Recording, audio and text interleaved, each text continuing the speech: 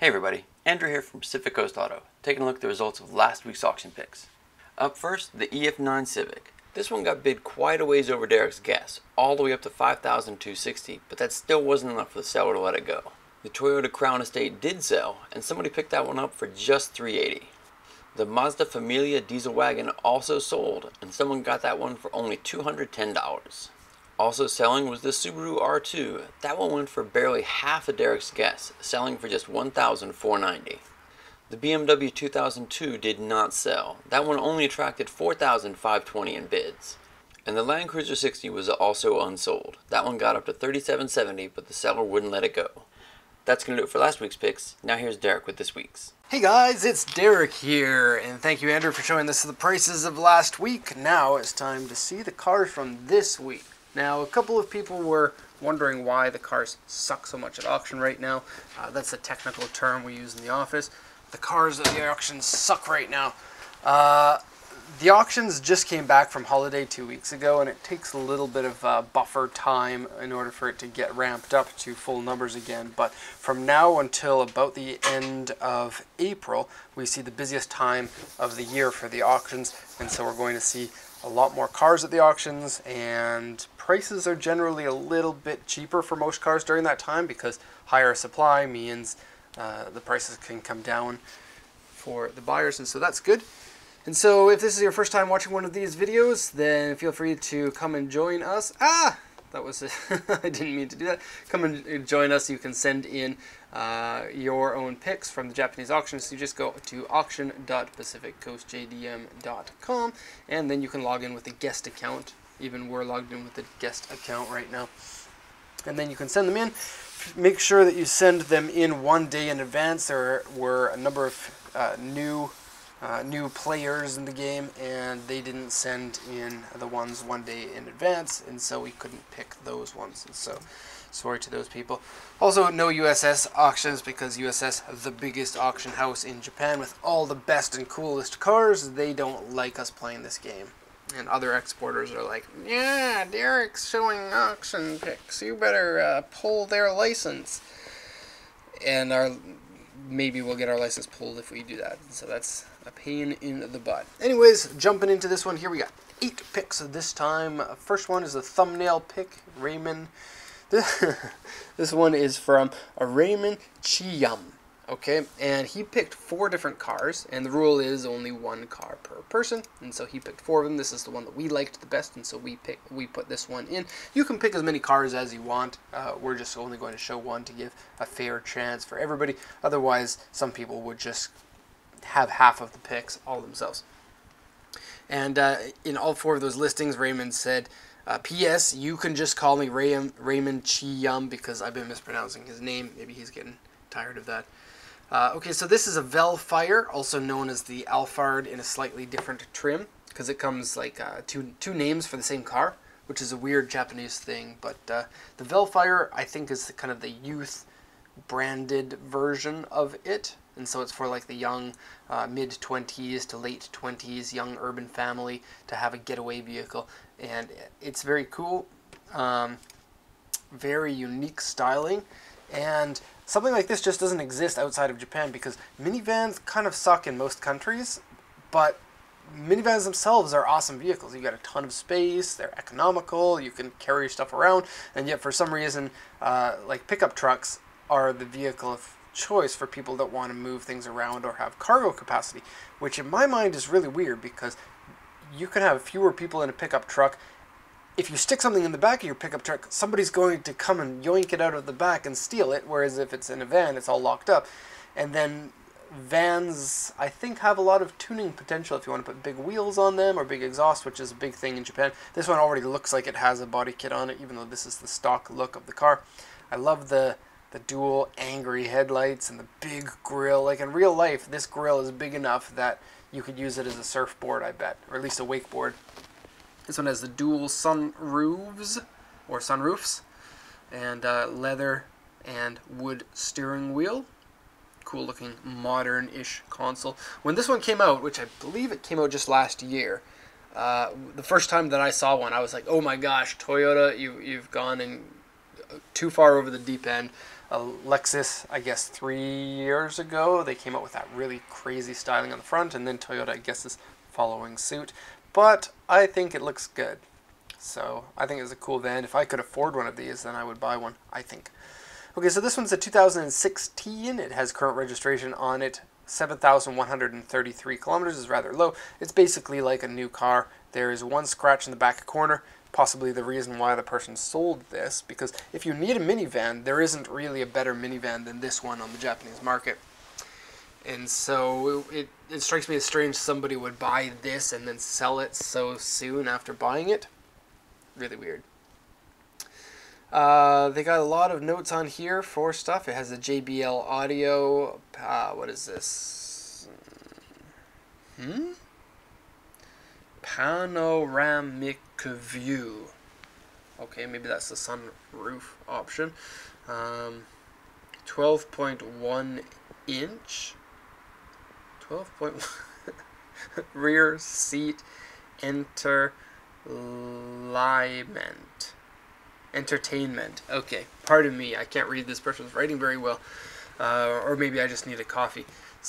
What is this? Safety sense. Okay, don't know what that is. It's a great video of me rolling off the names of all of these products that Toyota has that I don't know what they do. I don't know what a safety sense is. If somebody does know, post in the comments there. Premium Napa leather seats. Dual power slide door power. Back door LED headlights. Steering wheel heater.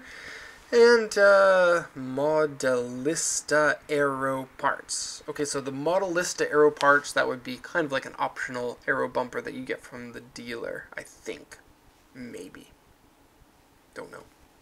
If I'm wrong, somebody will let me know. Okay, so condition is good, mileage is low, and it comes with Modelista parts, and it comes with safety sense, whatever that is. I don't know how much these cost brand new. Starting price is $4.5 million. Probably gonna see this go for around $4.8 million, I would think, because that already is 5.2 million. It's already getting up there, but these are, this grade of van is a higher grade than most minivans in other countries. Minivans typically are kind of a cheaper vehicle, but this one is for the people who want the higher grade, more luxury type minivan. Okay, so Raymond Chiyum, thank you for sending that one in. We got the next one here from Brett Heff. I believe his first time sending one in, so welcome to the family. We're going to get shirts printed up that say Auction Picks Family, but not really, because that would be incredibly dumb. I'm glad that you sent this one in, because as a previous Legacy owner, I love these cars. This one is the sedan. I prefer the wagon, but the sedan version of it I think is a cooler looking car. Not a lot of people like the wagons as much as I do. Comes in the nice WR blue with Oz Super Turismo wheels. As some of you guys know, I already have the Oz wheels put onto my company car, and so it's Oz wheels all the way for me. In fact, I was looking for an Oz wheel for the city called the Oz Rally wheel, but they are very hard to find. That's just the name, Oz Rally, and they kind of look like an old Group B rally car wheel. Anyways, to this one here, 2003 Legacy B4 RSK edition. So this one's a 5-speed manual, which is not super rare, but at least close to the rare section. Most of them are automatic, so finding one with a 5-speed is nice. You get the twin-turbo Boxer 2-liter engine in this, and great value for money. I think a lot of people should get these, maybe instead of the Impreza. The Impreza is a better car. This is bigger, heavier, and less dynamic. It doesn't feel as good when you drive it, but they cost less than half the price, and I don't think that they're less than half the vehicle. I think that they're a great vehicle, and the extra room is handy sometimes, especially in the wagon. Okay, so notes on here. Rear spoiler has paint peeling, has a medium scratch on the side skirt here, wheels, door mirrors scratch, various scratches and dents, another side skirt scratch, but generally the body is good, and the mileage is really low. Look at this, 52,939 kilometers. So this looks like a great car. if I were ready to buy another stock vehicle, this would definitely be on the list, because I think that everybody should own one of these, and I think it looks great. And this is the post-facelift version. You can see the headlights are slightly different, and the bumper is slightly different from the earlier versions of it. This one's just barely legal to import to Canada. Well, it says March on here, but it's probably made in February. You can check it by putting the VIN into here if you really wanted to. Price for this one, I'm going to guess 370,000 yen. Okay, on to the next one from Ioanni Esparza. Sent in a number of great cars, but this is the one that I picked because not a lot of people know about the 968 Porsche. It looks like the 928. It has very similar styling to that, but this is the replacement to the 944 and wasn't sold in very big numbers around the world because, well, the 944 was fairly popular. The 968 jumped in price a lot at the time that it came out. At the world economy, like the markets were flipping around and currencies became flipped on their head. It's about the same time as Japan started becoming really, Japanese cars became popular and cars from around the world became more expensive. The US banned cars from being imported at around the same time, so yeah. The 968 comes with a 3-liter engine. I think it's basically the same as the 4-cylinder from the S4 version of the 944. Might be slightly different. And they're generally good cars. I think compared to the 944, they are a lot more modern feeling. The 944 feels really old and clunky to me, and I think that this one feels nice. And the ones I've seen in Japan have all been in extremely good condition. Now, there's also a version of this called like the Sport, what is it? Cup? Sport Cup, maybe? And I've seen a number of them here in Japan. I don't know if that's the actual name of it. Anyway, let's look at what we got here. A 1994 Porsche 968, auction grade 3.5 with an interior C. Looking at that interior, it actually looks pretty good, but let's go over the sheet. 65,951 kilometers on here. Automatic transmission's weird for this car. I don't think I'd want an auto in this. And I don't mind auto cars, but this kind of car, if I'm going to get a car like this, I don't want it to be an auto. I would get like a 928 in an auto. Did they have 928s in manual? They probably did. Okay, dealer car, which means it was original Japan car. Leather seats, alloy wheels. Exterior, original white, and has paint scratches. Dashboard has fade and crack. AC doesn't work. Airbag lamp is on. Interior panel cracked and one part is missing. That's weird. The spare tire house scratched and dented, and the body seems to be pretty good. We have a couple of scratches and dents, not too bad considering the age. I can't read this, it's too small. It says something about the molding on the back here, and then we don't have a good picture of that that side. This is where we get Naoko, the Japanese lady, to to read it. Yeah, so last time we bought one of these was probably 7 years ago or so, and so I don't know prices that well, but I'm going to guess on this one you're probably looking at about 1.85 million yen. Okay, on to the next one, Bill Courtney, and I'm so glad that you sent this one in. So this this is a Rolls-Royce, and it's a silver Spur. Okay, and the reason that I picked this, and probably the reason why Bill Courtney picked it, is because look at that interior. And it just goes to show that people who have lots of money don't necessarily have good taste. And what I believe was the case is that Rolls-Royce would allow you to pick all the details of what you wanted in the car, right down to the color of the carpet in here, the floor mats and the seats. And this wasn't an off-the-shelf type thing. Somebody actually said, you know what, the Rolls-Royce Silver Spur is a pretty sweet car, but I want it to be bright pink inside. And to that person, congratulations on having something that you want. I guess I'm not going to say anything other than that, but it definitely will hurt the resale value because that's going to limit the amount of people that really want this car. Okay, I'm not going to dwell on this because I don't know too much about these cars, but it's a it's a one-owner vehicle because maybe they couldn't sell it to anybody else. Auction rate 4, interior B. Exterior has shallow scratches and one part's not shiny. Wood interior is cracked, oil leak, and dashboard comes up. The body's not bad. I would say it's pretty good. 52,883 kilometers on it. And price, what do we got? Starting price is $650. I think we'll probably see this one end up around 1.6, but there's a good chance it just won't sell. Okay, next one. Leslie Lee, this is your first time sending one in as far as I can remember, but we're on to like 54, the 54th episode of this or something, maybe even more than that, and so I don't have the best memory. Anyway, it's an Impreza. It's the Impreza that killed the sedan. Now, after this generation, the sedan did come back, but during this generation, you could only get the hatchback version of the STI, and people were upset about that. And I mean, I think that it's a cool car. I think hot hatches are cooler than hot sedans, but if you grew up in the early 90s, then the Impreza sedan was the Impreza sedan, and it's weird to change things like that. So I can understand why people would not like it. But I think it's fine. This was the car that got #1 on the race day, and if you haven't watched that video, then go ahead and watch that one on our channel. It's about 1 month ago? Maybe less than that. 3 weeks ago?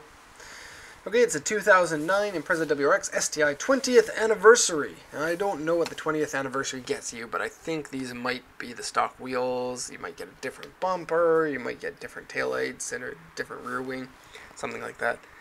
Don't really know. Looks like condition is pretty good. We got low mileage, 58,670. It's been in an accident, so RA, but that's a minor accident. Right front inner panel has accident damage that has been repaired.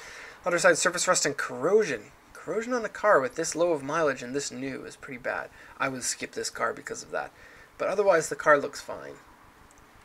As for price, starts at $1 million. I don't see it selling for much more than that. I'll say 1.2 on this one. Okay, on to the next one. Thank you, Leslie, for sending in your first one, and welcome. Raymond, you sent in this one. Here is something pretty crazy. Not a good picture, though. That's very blurry. So this is an AMG SEL 600. And so it's kind of like the S-Class with only 2 doors, is what the SEL is. But AMG put in a giant engine into this one, and I believe that this one has the same engine as the AMG Hammer, which is a twin-cam head version of the engine. I don't know 100% about it, though. Let's see what it says. Okay, so 1989 Mercedes-Benz AMG 6.0 liter coupe with a 6-liter engine in it. Auction rate 4, interior B. Body looks to be perfect, but both sides have been repainted at some point. Hammer engine. Well, that makes me feel a little bit better. I don't know if the seller's right about that, but vehicle has been restored. Plenty of sheets of history. Spare key ×2. What is this? K-Jet Fudu overhaul. I don't know. K-Jet something? K-Jet. Sunroof has been overhauled. Wood panels have been replaced in it. Steering wheel has been replaced. Various other things have been replaced. I'm not going to read them all, but it looks like a lot of work has been put into this. General condition looks to be pretty good. There's paint marks on the pillar. Full repaint of the car, it looks like. Audio has been removed, and the AC vent piece is cracked and broken. Okay. I think that this would be a great car to buy. It would be a good investment. Prices are going to go up for them. It seems like the condition is really good. We got nice low mileage at 88,259. And I don't think that they made more than a handful of these. I think that we're somewhere in the low hundreds, or maybe not even 100 of these were made. Low hundreds, I mean like 200, 300, 400, somewhere in there. But I don't really know. If you want to bid on a car like this, you really need to do some research on it before you go and throw a bid in, because the value of it matters so much based on condition and based on the production volume and how rare they are and how many people want them. They are kind of a weird looking car by today's standards, but I'm seeing huge prices for these regularly. Even like the 560 SEL, or there's a smaller engine version too. I can't remember how big the engine is for it. But starting price is 8.8 million. I think that this one will probably be around 12 million yen, is my guess. I could be way off, but we'll see. Alright, next one from Uiva Sahinoja is the next one. Sorry if I ruined the name. I think it's another first-time poster, so thank you and welcome. This is a Daihatsu Copen. And the Daihatsu Copen is a front-wheel drive, convertible hardtop K car. It's a cool car. It is a feminine car. A lot of people kind of say this is the next version of the Cappuccino, but I'm not sure if that's really the case because it's front-wheel drive and it's not as cool looking as the Cappuccino. But it's more modern and it's going to be economical and it's going to be fun to rip around in it. And so I'm not a huge fan of the car, but then again I've never actually played around with it or driven one. It is kind of the type of car that you may not want to be seen driving depending on what type of person that you are. And so keep that in mind. 2003 Copen Active Top. And so it's a full, like the SLK, full hardtop convertible. Auction grade 4, interior B, 49,405 kilometers. This one has 5-speed manual transmission, but they also come with automatic. Body looks like it's in excellent condition with some scratches on the bumpers as the biggest damage. Okay. Modified muffler and exhaust, steering wheel wear, just regular wear on the car. Seems like condition is really good. So this one, 2003 March, probably can be imported to Canada right away. It would be, I think, a good car to pick up if you're a dealer in Canada, because something like this is so unique that it should be pretty easy to sell, even if it's a car that most people don't know. Although you're probably safer buying automatics for this car than manuals, because enthusiasts typically would shy away from a car like this, I think. Not to say that people don't like them in 5 speeds. I think it would probably be a better car as a 5-speed, but if you're a dealer, you might have better success selling it as an auto. Okay, as far as price goes on this one, I think we're going to see it around 380,000 yen, just because condition is really good, and it's a 5-speed. And on to the last one here, sent in by Elijah McDonald. Also, Bill Courtney sent this one in, but Elijah gets the credit there because Bill already sent in the Rolls-Royce with the pink interior. And this is something interesting. Obviously, the picture catches your interest because it is pretty awesome. But look at this. Toyota Hilux Surf SSRX American version. And that's an official trim level of this car. And I didn't know that until today when I saw this. I looked it up and it's true. Sadly, I couldn't figure out what it is about this that makes it American version, because the steering wheel isn't American version. And the Hilux is the same as the 4Runner in America. And so you're getting kind of a 4Runner with right-hand drive. I guess that's not really the main reason why you would get this one. The race suspension, the knobbly tires, and the bull underguard and the bull bar on the front. It's really cool looking, I think. And I like the 4Runners or Hiluxes. Hilux Surf. Hilux Surf SSRX American version. Auction grade 3.5. Interior D. That's rough. Okay, automatic transmission, and this one comes with a 2700cc gasoline engine. I guess by this time that would be a pretty old engine, because I think they started those ones in the mid-90s. 79,419 kilometers, body lift up, pro comp and high lift up. Automatic transmission oil cooler, that would be an aftermarket part. ARB bumper. Navi with DVD, leather seat covers, keyless entry, toll collection box. Subcon? I don't know what a subcon is. Exhaust header, kind of a weird modification for a modern car. Full stainless steel exhaust, has not been smoked in. This type of car, like a lifted truck, very much more common to have these cigarette damaged inside, like cigarette smell or something. Rolex Supercharger. That sounds fun. Okay. It's weird that they wouldn't put this one in a more prominent location. If this was a car I was selling, I would put that first and foremost up here. And rear diff locker. I don't know if that's aftermarket or if it comes stock in this car. Engine puffs white smoke. I wonder if that has something to do with the supercharger. Because the supercharger will cram more air into that engine, and white smoke typically means a blown head gasket or a cracked head, meaning too much, or possibly too much pressure inside the cylinders. Dashboard is cracked, spare tire is missing, aftermarket exhaust, rear shocks are broken, and rear shock bent. Weird. Okay, and painted on the underside, very scratches and dents, and paint fade here on the hood and on the roof. Okay, so here's the thing about this. The engine puffing white smoke, very, very likely that's just a head gasket. And a head gasket, if you know how to replace it yourself, which is a difficult thing, so most people can't, because you need to send it to a machine shop and stuff. But if you do know how to do it yourself, you can get it done for really cheaply. If you pay a shop, depending on how much their labor rate is, you're running about $1,500 to $2,000 or so to get a head replaced on a 4-cylinder. And because of this comment here of the white smoke, you may find that the price for this one is less, and even less than $2,000, $3,000, $4,000 less than the price of one without that comment on there. And so if you're looking at saving money, this might be a way to do it, but you have to go do some repairs on it.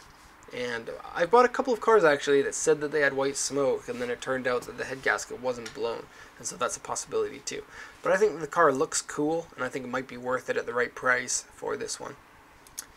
Okay, starting price $450,000.